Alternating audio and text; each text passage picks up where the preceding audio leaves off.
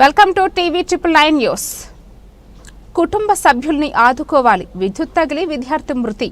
భద్రాచలంలో జరిగిన ఘటనపై కుటుంబ సభ్యులు, సిపిఐ-ఎంఎల్, మాస్ లైన్ పార్టీ, ప్రజా సంఘాలు ఆందోళన. కరెంటు అధికారులను, గ్రామ పంచాయతీ అధికారులపై చర్యలు తీసుకోవాలి. మృతుని కుటుంబానికి ₹1 కోటి నష్టపరిహారం అందజేయాలి. ఘటన స్థలానికి రాని ప్రభుత్వ అధికారులు, మృతికి కారణమైన లాడ్జీ యాజమాన్యంపై, ఎలక్ట్రిక్ డిపార్ట్మెంట్పై చర్యలు తీసుకోవాలని, సామ్రాట్ లాడ్జీని తక్షణమే సీజ్ చేయాలి.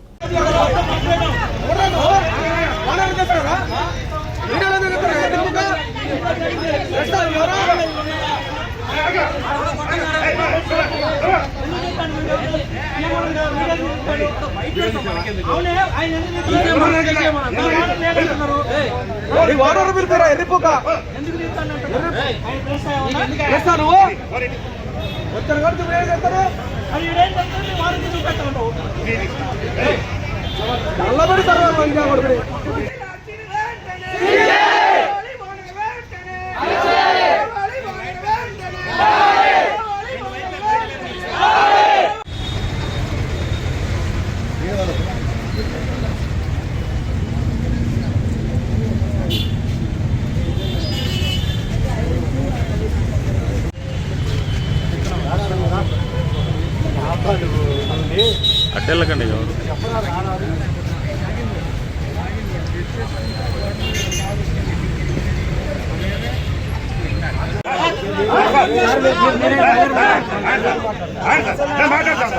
మాట వదలదు.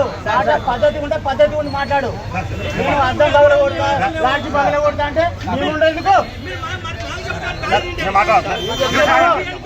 నీ ముందే అందరితో మాట్లాడినా, నేను లాడ్జీతో మాట్లాడినా, ఏడీతో మాట్లాడినా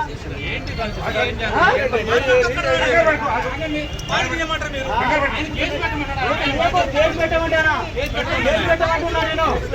కేసు పెట్టాలి.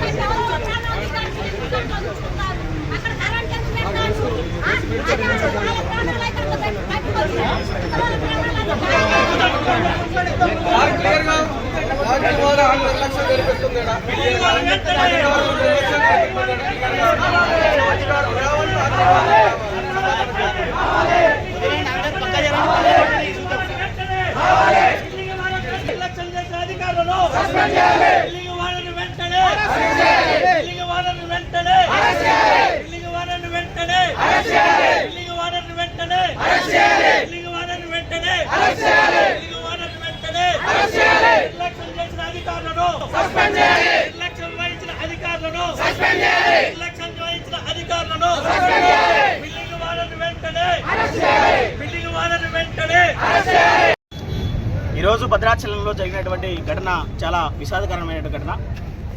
ముఖ్యంగా భద్రాచలం నియోజకవర్గం మొత్తం కూడా ఏజెన్సీ ఏరియా. ఇక్కడ నో అబ్జెక్షన్ సర్టిఫికేట్ అంటే ఎన్ఓసి లేకోకుండా ఏ ఒక్క డిపార్ట్మెంట్ నుంచి కూడా ఏది కూడా నిర్మాణం చేయకూడదని చెప్పేసి కూడా ఇక్కడ ఉన్నటువంటి రెవెన్యూ అధికారులు కానీ, అట్లాగే గ్రామ పంచాయతీ అధికారులు కానీ, R&B రోడ్డు కానీ, అట్లాగే దీనికి సంబంధించినటువంటి ప్రతి డిపార్ట్మెంట్ ఖచ్చితంగా ఎన్ఓసి కావాల్సినటువంటి అవసరం ఉంది.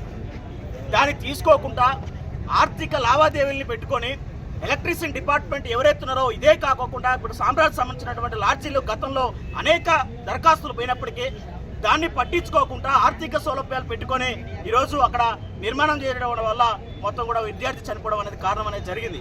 దీనికి ఘటన జరిగినప్పుడు మాత్రమే భద్రాచలంలో అనేక ఘటనలు జరుగుతూ ఉన్నాయి. విద్యార్థి ఈరోజు 25 సంవత్సరాల ముద్దులు చనిపోవడం కారణంతో తల్లిదండ్రులు ఎంత ఇబ్బంది పడుతున్నారో కూడా కనీసం అర్థం చేసుకోవాల్సినంత అవసరం ఉంది. వెంటనే యాజమాన్యం సంబంధించినటువంటి సామ్రాజ్ లాడ్జీ ఇలా అప్స్టైర్ బిల్డింగ్ కట్టారు. తర్వాత పక్కనే ఉన్నటువంటి R&B రోడ్డు డ్రైన్ మొత్తం కూడా క్లోజ్ చేసి అక్కడ ట్రాన్స్ఫరం కట్టినా కానీ కనీసం అధికారులకు ఇది కనపడట్లేదా అనేది సూటిగా సిపిఎంఎల్ మాస్ లైన్ పార్టీ సూటిగా ప్రశ్నిస్తూ ఉంది.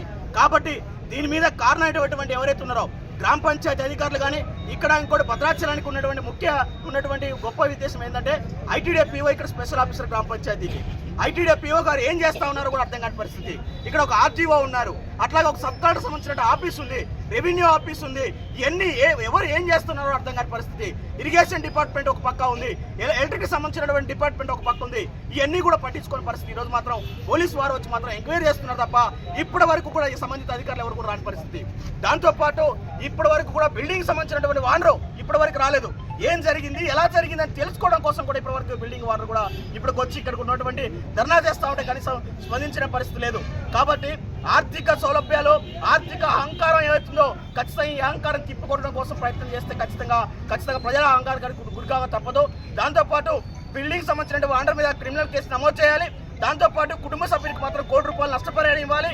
దాంతోపాటు ఎలక్షన్ డిపార్ట్మెంట్ ఎవరైతున్నారో అక్రమంగా నిర్మిస్తున్నటువంటి వాళ్ళకి ఏదైతుందో ఆర్థిక సౌలభ్యాలు ఎవరైతే పెట్టుకుంటారో వాళ్ళ మీద చర్యలు తీసుకోవాలి, సస్పెండ్ చేయాలి. అట్లాగే సిబిఎస్ఈ సంబంధించినటువంటి వెంటనే వేసి విచారణ జరిపించాలని చెప్పేసిందిగా CPML mass land party demand చేస్తూ ఉంది.